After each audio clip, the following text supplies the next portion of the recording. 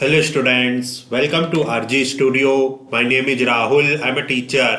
इस वीडियो में मैं आपको योग विज्ञान से संबंधित 30 अति महत्वपूर्ण प्रश्नों की जानकारी दूंगा जो कि विभिन्न योगा एंट्रेंस और योगा सर्टिफिकेशन एग्जाम्स के लिए बहुत अधिक यूजफुल हैं।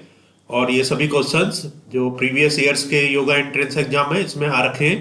तो जो ये वीडियो है ये विभिन्न योगा एंट्रेंस और योगा सर्टिफिकेशन एग्जाम जैसे कि common university entrance test, CUET PG, CUET UG, Dev Sanskriti Vishwavidyalaya Haridwar, Morarji Desai national institute of yoga new Delhi, diploma in yoga science, Pune university, Lucknow university, Kurukshetra university, S Vyasa Bangalore, Patna university और अन्य सभी यूनिवर्सिटी और इंस्टीट्यूट जिनके लिए योगा एंट्रेंस एग्जाम होते हैं, under graduate, post graduate, diploma, net आदि के लिए, और yoga certification exams level 1, level 2, level 3 आदि के लिए वीडियो बहुत अधिक यूजफुल है। और जो कैंडिडेट्स विभिन्न यूनिवर्सिटी और इंस्टीट्यूट्स के योगा एंट्रेंस और योगा सर्टिफिकेशन एग्जाम्स के लिए प्रिपरेशन कर रहे हैं और इसके लिए ऑनलाइन या ऑफलाइन कोचिंग ज्वाइन करना चाहते हैं, इंपोर्टेंट क्वेश्चन के पीडीएफ नोट्स लेना चाहते हैं, वो 9411513974 पे व्हाट्सअप कर सकते हैं। ऑनलाइन या ऑफलाइन कोचिंग और इंपोर्टेंट क्वेश्चंस के पीडीएफ नोट्स के लिए व्हाट्सअप नंबर है 9411513974। और कॉम्पिटिटिव एग्जाम्स की प्रिपरेशन के लिए एक व्हाट्सएप ग्रुप बना रखा है जिसका लिंक आपको डिस्क्रिप्शन बॉक्स में मिल जाएगा। चैनल को सब्सक्राइब कर लें ताकि इंपोर्टेंट क्वेश्चन के वीडियो मिलते रहे और विभिन्न जॉब्स और एडमिशंस के लिए जो नए अपडेट्स आते हैं उसकी जानकारी मिलती रहे। वीडियो को लाइक, शेयर और कमेंट जरूर कीजिएगा। यहाँ पे पहला क्वेश्चन है, गोरक्षनाथ ने योग का प्रचार किस शताब्दी में किया? गोरक्षनाथ ने योग का प्रचार किस शताब्दी में किया?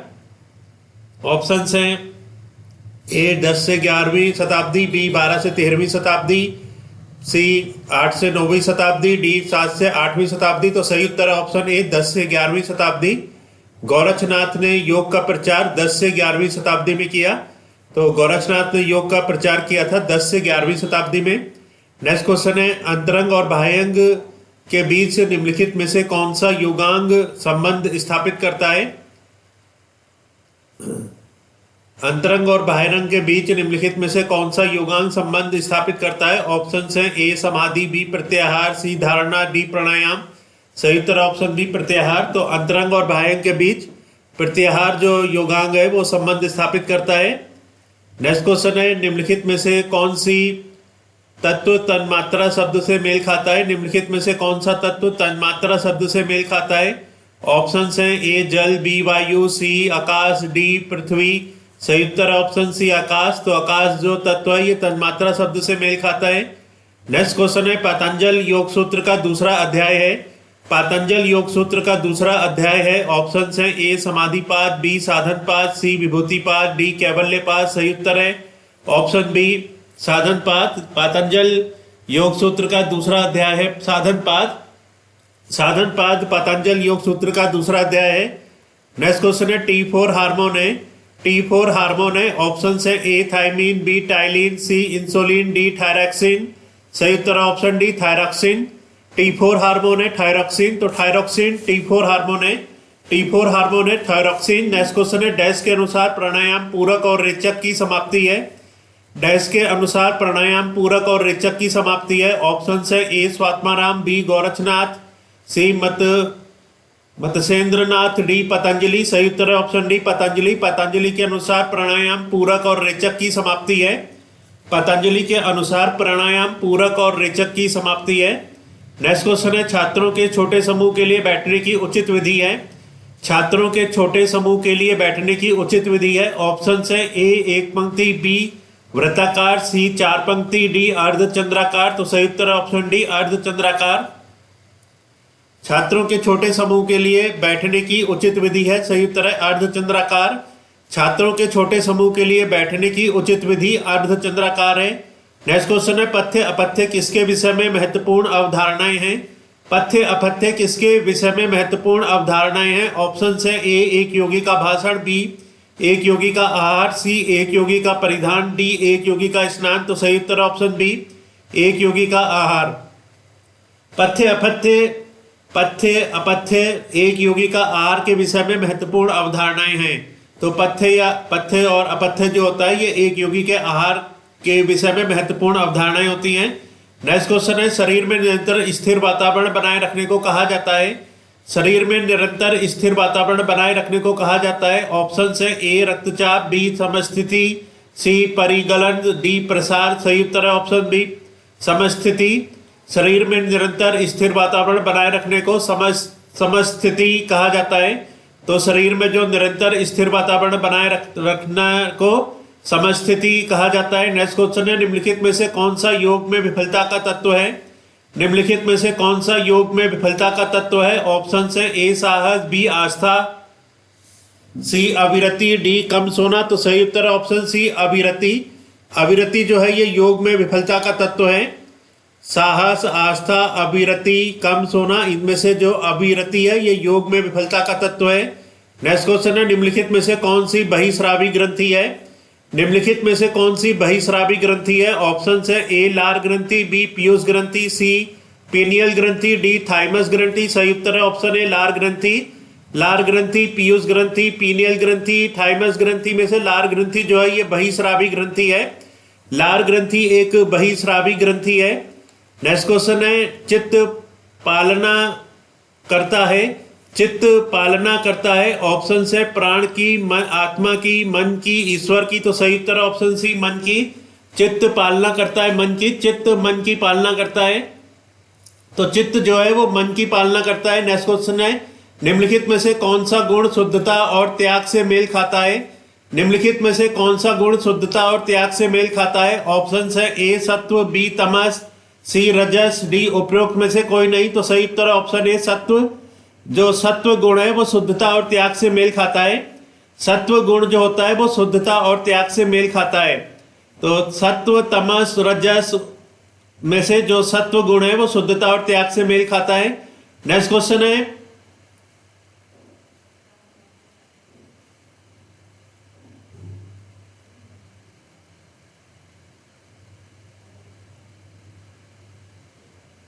निम्नलिखित में से कौन सा चित्त प्रसाधन का एक साधन है? निम्नलिखित में से कौन सा चित्त प्रसाधन का एक साधन है? ऑप्शन है करुणा, मैत्री, उपेक्षा, उपरोक्त सभी। तो सही उत्तर है उपरोक्त सभी।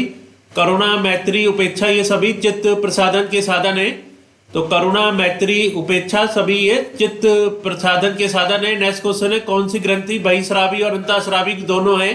कौन सी ग्रंथि बहिस्रावी और अंतःस्रावी दोनों है? ऑप्शन है ए पिनियल, बी अग्नाशय, सी थाइमस, डी थायराइड। तो सही उत्तर है ऑप्शन बी अग्नाशय। अग्नाशय ग्रंथि जो है वो बहिस्रावी और अंतःस्रावी दोनों है। अग्नाशय ग्रंथि बहिस्रावी और अंतःस्रावी दोनों होती है।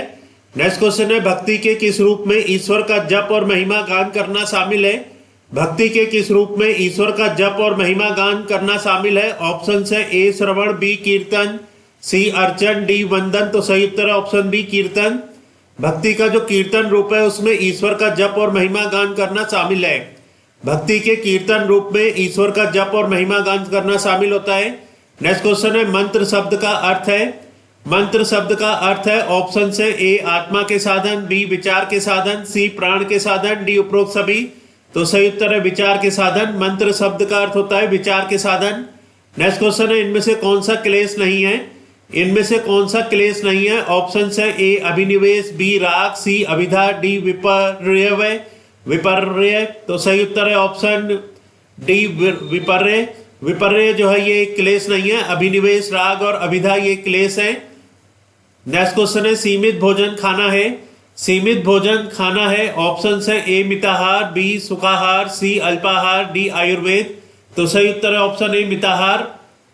मिताहार, सुखाहार, अल्पाहार, आयुर्वेद में से जो सीमित भोजन खाना होता है वो है मिताहार। सीमित भोजन खाने को मिताहार कहते हैं। नेक्स्ट क्वेश्चन है, निम्नलिखित में से कौन सा आसन थायराइड विकार को ठीक करने में मदद करता है? निम्नलिखित में से कौन सा आसन थायराइड विकार को ठीक करने में मदद करता है? ऑप्शन है ए धनुरासन, बी पश्चिमोत्तासन, सी चक्रासन, डी सर्वांगासन। सही उत्तर है ऑप्शन डी सर्वांगासन। सर्वांगासन वो आसन है जो थायराइड विकार को ठीक करने में मदद करता है। तो सर्वांगासन आसन जो होता है वो थायराइड विकार को ठीक करने में मदद करता है। नेक्स्ट क्वेश्चन है, कौन सी क्रिया नसिका से संबंधित एलर्जी से छुटकारा पाने में मदद करती है? कौन सी क्रिया नसिका से संबंधित एलर्जी से छुटकारा पाने में मदद करती है? ऑप्शन है ए दंड धोती, बी बस्ती, सी नेति, डी त्राटक। तो सही उत्तर है ऑप्शन सी नेति। नेति क्रिया जो है वो नासिका से संबंधित एलर्जी से छुटकारा पाने में मदद करती है। तो नेति क्रिया वह क्रिया है जो नासिका से संबंधित एलर्जी से छुटकारा पाने में मदद करती है। नेक्स्ट क्वेश्चन है, निम्नलिखित में से कौन सी क्रिया मृगी रोगी को नहीं करनी चाहिए? निम्नलिखित में से कौन सी क्रिया मृगी रोगी को नहीं करनी चाहिए? ऑप्शन है ए त्राटक, बी कपालभाति, सी वरिसार, डी उपरोक्त सभी। तो सही उत्तर है उपरोक्त सभी। त्राटक, कपालभाति, वरिसार ये सभी क्रियाएं जो है ये मृगी रोगी को नहीं करनी चाहिए। नेक्स्ट क्वेश्चन है, समस्या समाधान विधि है। समस्या समाधान विधि है ऑप्शन है ए समूह चर्चा, बी व्याख्यान, सी प्रदर्शन, डी निर्देशन। तो सही उत्तर है समूह चर्चा। समूह चर्चा, व्याख्यान, प्रदर्शन, निर्देशन में से समूह चर्चा जो है ये समस्या समाधान विधि है। समूह चर्चा एक समस्या समाधान विधि है। नेक्स्ट क्वेश्चन है, कौशल विकास विधि है। कौशल विकास विधि है ऑप्शन है ए समूह चर्चा, बी व्याख्यान, सी प्रदर्शन, डी निर्देशन। तो प्रदर्शन जो है ये एक कौशल विकास विधि है। प्रदर्शन जो है ये कौशल विकास विधि होती है। नेक्स्ट क्वेश्चन है, नादानुसंधान का दूसरा चरण है। नादानुसंधान का दूसरा चरण है ऑप्शन है ए आरंभ अवस्था, बी परिचय अवस्था, सी निष्पत्ति अवस्था, डी घट अवस्था। तो सही उत्तर ऑप्शन डी घट अवस्था। नादानुसंधान का दूसरा चरण घट अवस्था है। तो घट अवस्था जो है वो नादानुसंधान का दूसरा चरण है। नेक्स्ट क्वेश्चन है, भोजन और शंख प्रक्षालन क्रिया के बीच न्यूनतम कितना अंतर होना चाहिए? भोजन और शंख प्रक्षालन क्रिया के बीच न्यूनतम कितना अंतर होना चाहिए? ऑप्शन है ए 3 घंटे, बी 4 घंटे, सी 5 घंटे, डी 2 घंटे। तो सही उत्तर ऑप्शन है 3 घंटे। भोजन और शंख प्रक्षालन क्रिया के बीच न्यूनतम 2 घंटे का समय अंतर होना चाहिए। तो भोजन और शंख प्रक्षालन क्रिया के बीच जो न्यूनतम अंतर होना चाहिए वो है 3 घंटे। नेक्स्ट क्वेश्चन है, निफ्रॉन किस तंत्र की इकाई है? निफ्रॉन किस तंत्र की इकाई है? ऑप्शन है ए श्वसन तंत्र, बी संचरण तंत्र, सी पाचन तंत्र, डी उत्सर्जन तंत्र। सही उत्तर है ऑप्शन डी उत्सर्जन तंत्र। नेफ्रॉन जो है वो उत्सर्जन तंत्र जो तंत्र है उसकी इकाई है। तो नेफ्रॉन उत्सर्जन तंत्र की इकाई है। नेक्स्ट क्वेश्चन है, मानव शरीर की चयापचय दर में वृद्धि नहीं करता।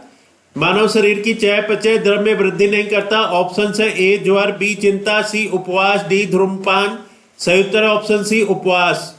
ज्वर, चिंता, उपवास और धूम्रपान में से जो उपवास है ये मानव शरीर की चयापचय दर में वृद्धि नहीं करता।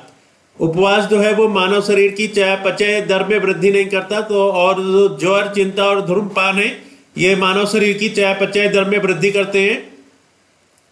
नेक्स्ट क्वेश्चन है, धमनियां हमारे शरीर में डैश रक्त ले जाती हैं सिर्फ फुफ्फुसीय धमनियों को छोड़कर। धमनियां हमारे शरीर में डैश रक्त ले जाती हैं सिर्फ फुफ्फुसीय धमनियों को छोड़कर। ऑप्शन है ए ऑक्सीजन रहित खून, बी ऑक्सीजन युक्त खून, सी वसा युक्त खून, डी उपरोक्त में से कोई नहीं। तो सही उत्तर ऑप्शन बी ऑक्सीजन युक्त खून। धमनियां हमारे शरीर में ऑक्सीजन युक्त खून रक्त ले जाती हैं सिर्फ फुफ्फुसीय धमनियों को छोड़कर।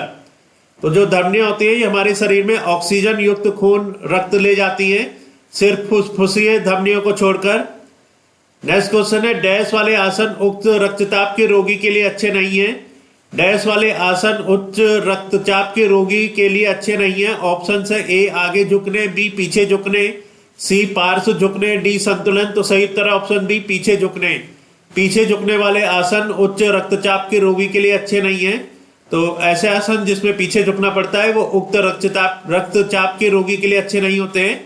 इस वीडियो में 30 वेरी इंपॉर्टेंट योगा साइंस से रिलेटेड क्वेश्चंस की इंफॉर्मेशन दी गई है जो कि विभिन्न योगा एंट्रेंस और योगा सर्टिफिकेशन एग्जाम्स के लिए बहुत अधिक यूजफुल है। और जो कैंडिडेट्स विभिन्न योगा एंट्रेंस और योगा सर्टिफिकेशन एग्जाम्स के लिए प्रिपरेशन कर रहे हैं और इसके लिए ऑनलाइन या ऑफलाइन कोचिंग ज्वाइन करना चाहते हैं, इंपॉर्टेंट क्वेश्चन के PDF नोट से लेना चाहते हैं, वो 9411513974 पे व्हाट्सएप कर सकते हैं। Kindly like, share and comment this video. Thanks for watching this video.